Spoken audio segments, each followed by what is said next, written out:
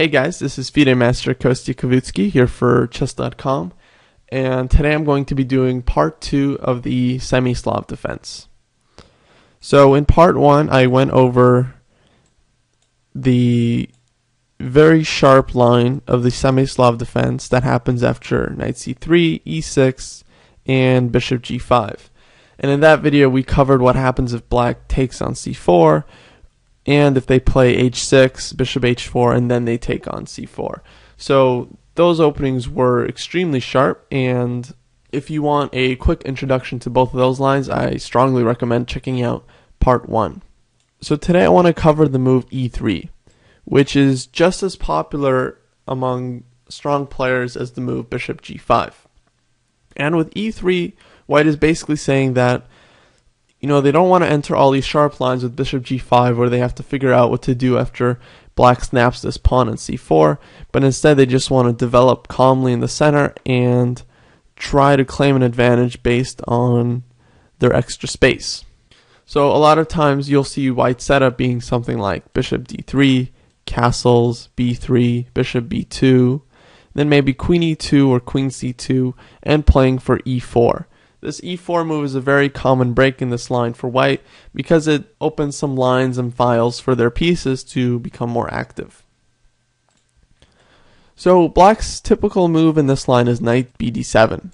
It might seem more natural to develop this bishop first so that black can castle as soon as possible, but in reality knight d7 is definitely the more flexible move. And the reason is that black isn't actually sure what they're going to be doing with this bishop. Sometimes the bishop will be well placed on d6, sometimes it'll be better on e7, and sometimes black might try to organize this move c5, where if white captures, then black might even capture on c5 with the bishop. So in the opening, you really want to make the most flexible moves first. Moves that are going to be useful no matter what, and in this case knight bd7 is going to be very useful for black pretty much no matter what white does. It's very unlikely that the knight will be better placed on a6. So here, bishop d3 has long been considered the main line, maybe the main line today. Another option is queen c2, which we'll look at next. But the only way we can really understand why white would bring his queen out so early is if we look at what happens after bishop d3. So after bishop d3, black definitely has the option of playing a move like bishop e7 or bishop d6. And then after both sides castle, we'll get this relatively quiet position where white is just going to be slightly better because he has more space in the center. And I think a move like b3 here is very natural, putting the bishop on b2. White could probably also play just e4 and begin opening up the center. For example, after takes, some trades, and black brings the other knight to f6 where it attacks the bishop, something like bishop c2. I definitely think white has a small advantage here because black's bishop on c8 is definitely passive and it's going to take a few moves like b6, bishop b7, and c5 before it can really get active. Meanwhile, white can try to activate his pieces and play for an initiative with like rook e1, bishop g5, queen d3, and moves like that. So generally these positions are slightly worse for black because his position is a bit cramped and white has freer play with his pieces. So because of that, what most grandmasters usually do when they play the semi-Slav is they take this pawn on c4, especially once white has moved his bishop out, because now white has to spend another move capturing this pawn, so it's like he's moved his bishop twice in the opening. And now b5.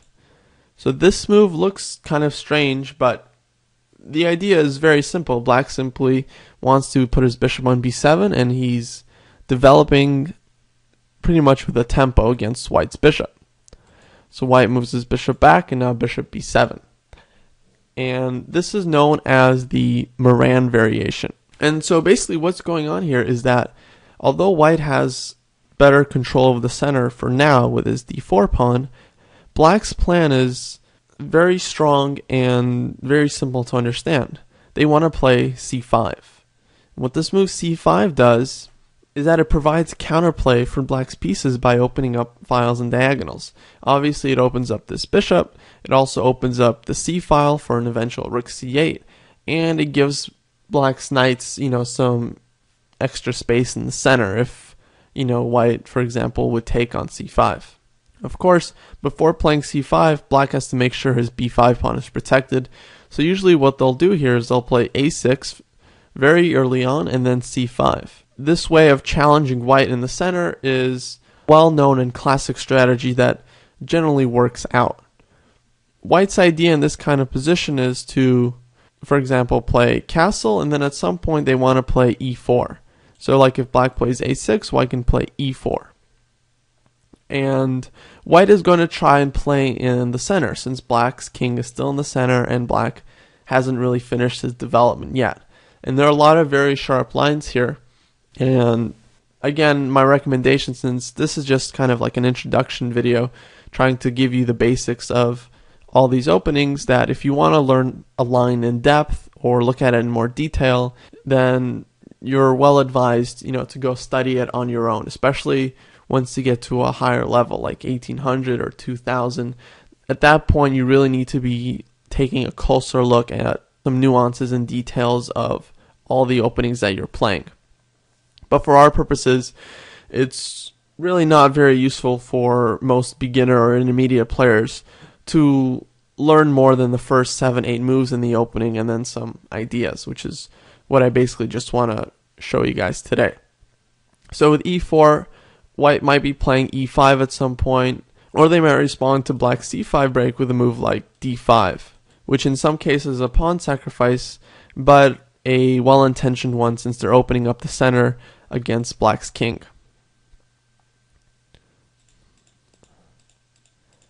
So those lines have known to always be quite sharp, and if black knows what they're doing, they usually end up okay with this plan of taking on c4, followed by b5 and bishop b7. Just as popular as this bishop d3 plan is the move queen c2 or even b3. So the point of the b3 move is that black ever takes on c4, white can probably just take with the pawn and continue having more space and an advantage in the center. Also, this prepares white to complete their development with bishop b2 and bishop d3 in the setup that we sort of outlined here. And for black, a good way to develop their pieces against this line is to play something like bishop e7, castles, b6, bishop b7, and at some point c5. And again, the c5 break is very important for black because that's the only way they can really get some space for their pieces and avoid getting a cramped position. So the move queen c2, which is very fashionable among grandmasters today, is kind of like a waiting move, because black takes on c4, then white can take back with the bishop, and they haven't wasted a move on bishop d3, and then bishop takes c4, and instead they develop their queen, which is a useful developing move. So in response, black typically plays bishop d6, and here again white has two main options. If you've guys seen my YouTube video on a great chess player, Alexei Shirov, then you'll remember that it was in this position where he came up with a very strong new idea to play g4. And this is known sort of as the Shirov-Shabalov attack. And for an intro on this line, I definitely recommend checking out the video on Shirov. But basically the point is that white offers up this pawn, and then if black takes, white can play rook g1 and try to capture this g7 pawn and get a really unbalanced position where playing for the initiative will obviously be the goal for both sides. A more solid approach to this line is to just continue developing with bishop d3. And here usually black takes on c4, or they can castle first and white castles and then take on c4. Bishop takes c4, b5, and generally play here will develop very similar to that in the classical Meran variation, which is what I started off showing. And basically white is going to try to play e4 at some point, and maybe e5, and black will try to play bishop b7, a6, and c5. Right away after b5, white has a couple of options here. If you want to learn more about the actual theory of this line, then again, I really recommend you guys to check out either the huge database of games on Chess.com, or if you have your own database of millions of games, then that's a great way to learn the theory of any openings, just looking at different games and seeing what different grandmasters did in each specific opening. And with that, I pretty much want to wrap up this two-part quick series on the Semi Slav Defense, and just remind you guys that the Semi Slav is an incredibly interesting opening. It's very popular at the GM level because it's solid, and it also can lead to really exciting and interesting positions that you normally wouldn't get out of other openings. Thanks a lot for listening, and I'll see you around on Chess.com.